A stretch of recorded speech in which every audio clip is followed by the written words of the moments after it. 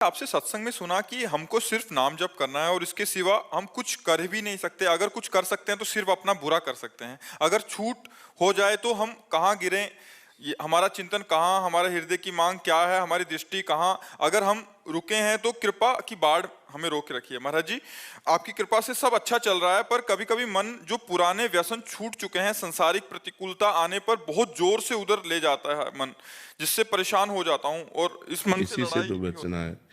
नवीन कुसंग से और पूर्व संस्कार से हमारा युद्ध होता रहता है। जैसे नवीन कोई हमने दृश्य देखा, कोई बात सुनी, कोई भोग सानिध्य हुआ तो भोगने की इच्छा हुई।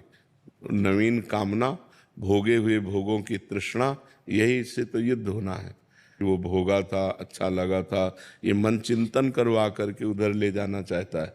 उसी समय ना, अब नहीं, अब लो नशाने। यद्यपि बहुत बुरा लगेगा, मन को बहुत बुरा लगेगा, वो आपको जलाएगा और उस जलन को सह जाना ही अध्यात्म है।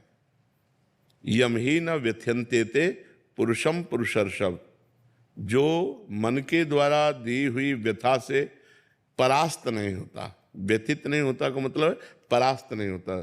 जैसे हम आपसे मिलना चाहते हैं और कोई हमें सुख मिला है आपसे, अब मन विवश करेगा आपके पास चलना, नहीं, अगर गलत है नहीं, मुझे जाना नहीं। अब वो जलाएगा, ना भजन में लगेगा, ना कहीं नहीं लगेगा, बस वो बार बार वही प्रश्न करेगा, वहीं चलो वहीं चलो।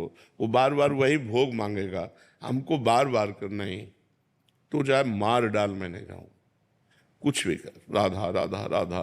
वो थोड़ी देर जलन देगा, शांत हो जाएगा। फिर दोबारा जब उठेगा तो पहली बार 15 मिनट जलन दी थी, अब की बार 10 मिनट जलन देगा, फिर 5 मिनट, फिर 2 मिनट, फिर सदा सदा के लिए राधे राधे हो जाएगा।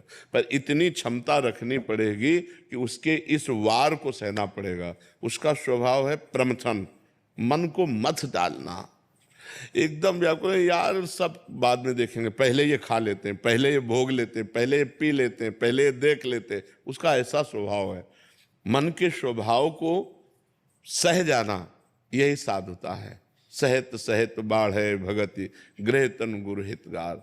जब ना सहन हो तो रो पड़ो, भगवान को साक्षी करके, हे नाथ आप देख लो हमारी दुर्दशा होने के लिए ये क्या मन कर रहा, प्रभु आप संभालो, मुझे सामर्थ्य दो प्रभु। उस समय प्रभु को पुकारे, उस समय नाम कीर्तन करने लगे, उस समय सत्संग सुनने लगे, उस समय किसी साधक से बातचीत करने लगे। एकांत में तो हमारा मन किसी विषय पर अरज गया हो और हम एकांत में तुम्हारा बार बार तुम्हें परास्त करेगा। उस समय हमको खोजना है कि किस विषय से शांत होगा। कोई शास्त्र स्वाध्याय, कोई सत्संग सुनना, किसी साधक के पास बैठ जाना।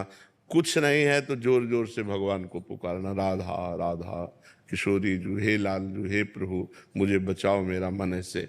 क्योंकि इसको सहना बहुत कठिन है। किसी साधक के पास बैठ जाना, कुछ नहीं है तो जोर जोर से भगवान को पुकारना, राधा राधा किशोरी जू, हे लाल जू, हे प्रभु मुझे बचाओ मेरा मन ऐसे। क्योंकि इसको सहना बहुत कठिन है।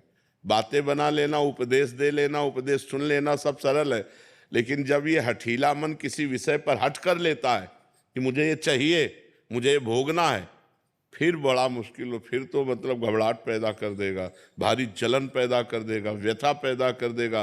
कहीं लगेगा नहीं तो आपको भी बुद्धि सलाह देगी, अरे कर लो, आज के बाद कभी नहीं करेंगे, पर आज कर लेते, शांत तो हो जाएगा मन, बस मर गए, अब फंसा लिया। फिर शांति जब होगी ना तो कहेगा कि नहीं करूंगा, पर पुनः जब संकल्प भरेगा तो तुम लड़ नहीं पाओगे, तुरंत वही करना पड़ेगा। फिर 2-4 बार हारने के बाद मन क्या कहेगा, अब तुम जीत सकते ही नहीं, लगे रहो इसी में। फिर वो जीव कि यार साल भर तो हमने छोड़ा था, फिर यार हम नहीं छोड़ पाए, फिर हम गिर गए। ये पहला जो विषय छोड़ा है उसको चांस मत दो। अगर चांस दिया तो फिर तुम्हें चांस नहीं देगा वो जीतने का, ये पक्का समझ लो। पूरा जीवन का जीवन निकाल देगा और आपकी हिम्मत नहीं पड़ेगी कि उससे आप लड़ सको। और एक बार लड़ना सीख गए हो, एक बार परास्त कर दिया तो आपके अंदर आनंद उठेगा कि यार वो बात से हम बच गए, वो बात से हम बच गए। तो आप हर बात जो बुरी है उसको आप परास्त कर देंगे। ये अध्यात्म की बात है। थोड़ा इसमें सहन करना सीखना पड़ेगा। तितिक्षु, भगवान आज्ञा करते हैं मात्रा स्पर्शास्तु कौन्ते शीतोष्ण सुख दुखदा। ये जो है आगमा पाइनो अनित्यास्तास्तितिक्षस्व भारत, ये आगमा पाइना आने जाने वाले हैं, इनको तास्तितिक्षस्व भारत, इनको सह मात्रा स्पर्शास्तु कौन्ते शीतोष्ण सुख दुखदा। ये जो गर्मी सर्दी अनुकूलता प्रतिकूलता लाभ हानि, ये नाना प्रकार की ये आने जाने वाली हैं। काम क्रोध लोभ, ये वृत्तियां आने जाने वाली, टिकने वाली नहीं। इसलिए हे अर्जुन तुम इनको सहन करो, ये भोगने से नहीं शांत होंगे। और हमारी इंद्रियां चंचल हैं और मन इंद्रियों के अधीन है और बुद्धि मन के अधीन है, तो वो भी सलाह देती भोग लो। और अगर बुद्धि भगवान में लगी हुई है तो वो कहेगी नहीं गलत है, हम नहीं करने देंगे। तो अगर बुद्धि ना कर दे तो मन कुछ नहीं कर सकता फिर। लेकिन मन इतना बलवान है कि वो बुद्धि को अपने अधीन करा के दस्तखत करवा लेता है और इंद्रियों के साथ भी मनमानी विचरण करता है। इसलिए खूब नाम जप करो, सत्संग सुनो और सहन करना सीखो। जो सहन कर गया वही आगे बढ़ गया, जो टूट गया वो बिखर गया है संसार में।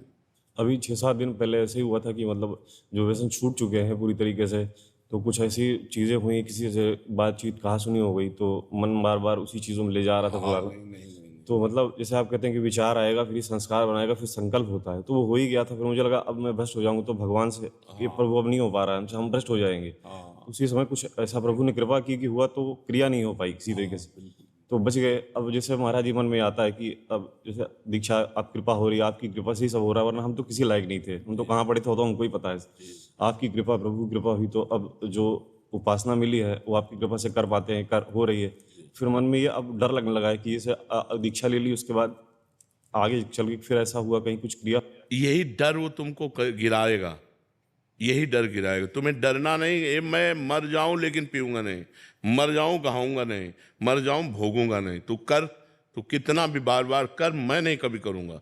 कभी हट करके देखो तुम इतना डरपोक क्यों हो गए, इतना डर क्यों, डरोगे मार डालेगा।